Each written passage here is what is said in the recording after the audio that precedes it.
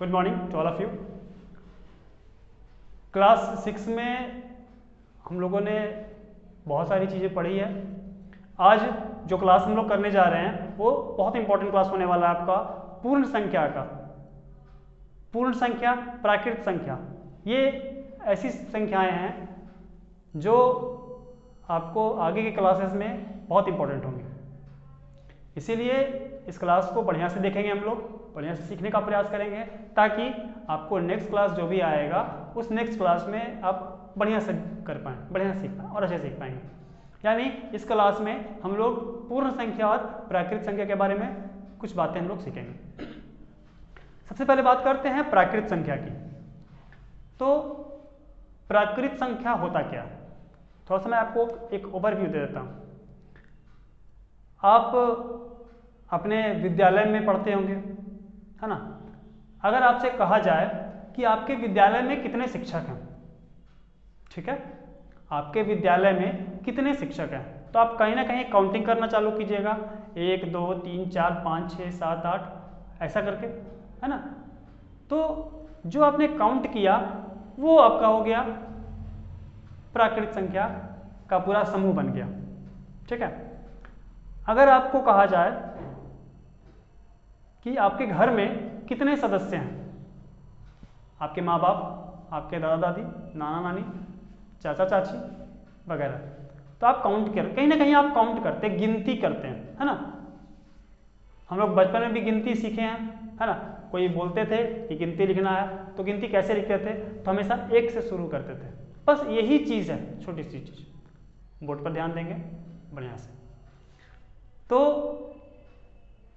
प्राकृत संख्या को हम लोग बोल सकते हैं कि गिनती की संख्या जो होती है उसका समूह जो बनता है उसको बोल सकते हैं प्राकृत संख्या। आ रहा है बात समझ में? कोई दिक्कत नहीं? चलिए, अब उस प्राकृत संख्या में अगर हम लोग शून्य लगा देते हैं, 0 लगा देते हैं, 0 ऐड कर देते हैं, तो उससे जो समूह बनता है वो आपका बनता है पूर्ण संख्या का। तो ये दोनों क्लास, ये जो आज का क्लास है वो बहुत इंपॉर्टेंट होने वाला है। तो पूरे क्लास को बढ़िया से देखेंगे हम लोग और अच्छे से सीखने का प्रयास करेंगे, ठीक है। जो मैंने बताया उसी चीज़ को मैं डिफिनेशन के तौर पे बढ़िया से लिख देता हूँ और फिर आपको लिख करके फिर समझाने का प्रयास करता हूँ, ठीक है।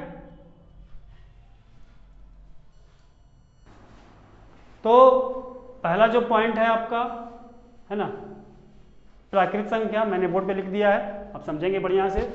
प्राकृत संख्या जिसको बोलते हैं नेचुरल नंबर, क्या बोलते हैं? Natural number. मेरे आप ऐसा, आप अभी जहाँ पर बैठे हुए हैं आप वहाँ पे मेरे पीछे बोलेंगे, है ना? प्राकृत संख्या को क्या बोलते हैं? Natural number. आपको बोलना है मेरे साथ, तब आप सीख जा पाएंगे अच्छा से। इसमें क्या है कि गिनती की संख्याओं के समूह को, है ना, प्राकृत संख्या बोलते हैं। समूह को समुच्चय भी बोलते हैं, अंग्रेजी में इसको सेट्स भी बोलते हैं, है ना, सेट, एसीटी सेट, या ग्रुप भी बोलते हैं, है ना, याद रख सकते हैं हम लोग, है ना, समूह को। तो गिनती का जो संख्या हो जाएगा उसका जो समूह बनेगा उसको प्राकृत संख्या बोलते हैं। इसको n से सूचित करते हैं, कैपिटल N से, क्योंकि प्राकृत संख्या का जो इंग्लिश नाम है उसमें शुरू में क्या आता है? पहला अक्षर n आता है। क्या आता है? n आता है। इसीलिए इसको n से सूचित करते हैं। n बराबर, ये मंजरी ब्रैकेट है ना, करली ब्रैसेस बोलते हैं इसको इंग्लिश में। 1 से शुरू किया हुआ है ना, ये गिनती हम लोग शुरू करते हैं जनरली तो 1 से शुरू करते हैं। तो ये जो समूह बन गया है ना, ये समूह बन गया आपका प्राकृत संख्याओं का। प्राकृत बोलते हैं, कहीं कहीं पे प्राकृतिक भी लिखा होता है, आप देख लीजिए, कहीं कहीं पे प्राकृतिक भी लिखा होता है, ठीक है। दूसरा पढ़ लेते हैं हम लोग, पूर्ण संख्या जिसको बोलते हैं होल नंबर। क्या बोलते हैं? Whole number. इसमें क्या है कि गिनती की संख्याओं के समूह में, इसका जो ये समूह बना उस समूह में अगर 0 को शामिल करते हैं, है ना, 0 लगाते हैं। देखिए ये जो समूह है, ये नीचे वाला ये जो समूह है, ये वाला, ये आपका क्या है? Natural number. उसमें हम लोग क्या कर लिया?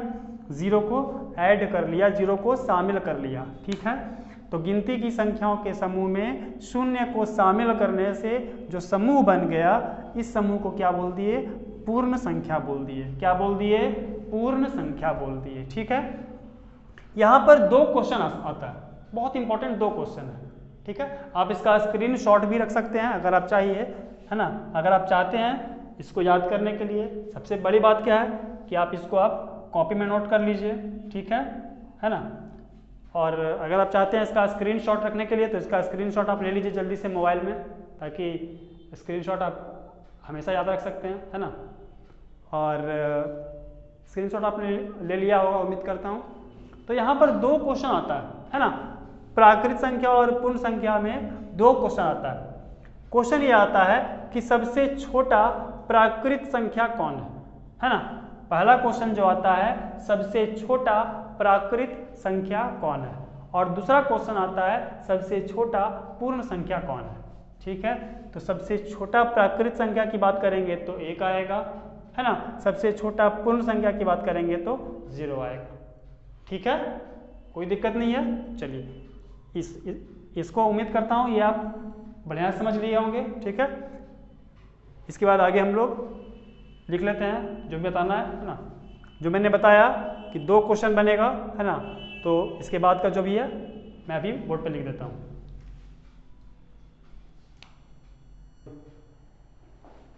चलिए अभी मैंने आपको बताया कि सबसे छोटी पूर्ण संख्या कौन है ना।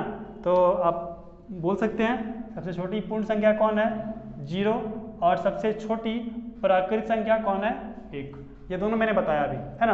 अगर यहाँ पर आ जाए सबसे बड़ी पूर्ण संख्या या सबसे बड़ी प्राकृत संख्या, अगर बड़ा का आ जाए तो मैंने वहाँ पर अभी लिखा था इस तरह से, आप देख सकते हैं, है ना। मैंने लिखा था n बराबर, देख लीजिए फिर से, 1 2 3 4 5, है ना। या w बराबर मैंने लिखा था 0 1 2 3 4 5, है ना। तो डॉट डॉट डॉट कहने का मतलब ये हो गया कि ये इसको हम और आगे तक बढ़ा रहे हैं, है ना। इसको आगे कंटिन्यू कर रहे हैं, यानी आगे ये कहाँ तक जाएगा वो हमें भी मालूम नहीं है। यानी सबसे बड़ा ज्ञात नहीं है, सबसे बड़ा ना प्राकृत ना पूर्ण कोई ज्ञात नहीं है। लेकिन छोटा की बात करते हैं तो ये दोनों हो जाएगा, ठीक है। चलिए एक इंटरेस्टिंग बात है, एक इंटरेस्टिंग फैक्ट आपको मैं बता रहा हूँ 0 के बारे में। एक बात है ना, कि 0 को, है ना, आप लिख सकते हैं इसको नोट में, है ना। नोट करके आप लिख सकते हैं, ठीक है। नोट में क्या लिख सकते हैं कि 0 को, 0 को, है ना, इसको अंग्रेजी में 0 बोलते हैं, ZERO, है ना। इसको अरबी में, किसमें, अरबी भाषा में क्या बोलते हैं, सिफर बोलते हैं। क्या बोलते हैं, सिफर बोलते हैं, सिफर कहते है ना। और क्यों कहते हैं, क्योंकि सिफर का अर्थ होता है ना, जिसका अर्थ होता है एम्प्टी, अंग्रेजी में एम्प्टी, खाली, रिक्त, है ना। रिक्त बोल सकते हैं, खाली बोल सकते हैं, ठीक है। इसीलिए इसको हम लोग क्या बोलते हैं, अरबी में सिफर बोला जाता है 0 को, ठीक है। देख लीजिए, इसको भी आप स्क्रीनशॉट में आप रख सकते हैं, है ना।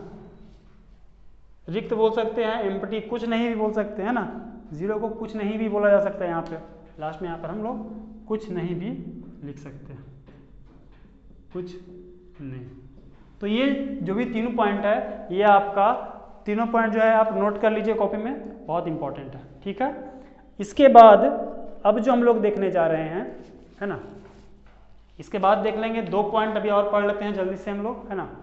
2 पॉइंट पढ़ लेते हैं, परवर्ती, पूर्ववर्ती और परवर्ती, है ना। ये दोनों पॉइंट बहुत इंपॉर्टेंट है, इसको भी देख लेते हैं, ठीक है।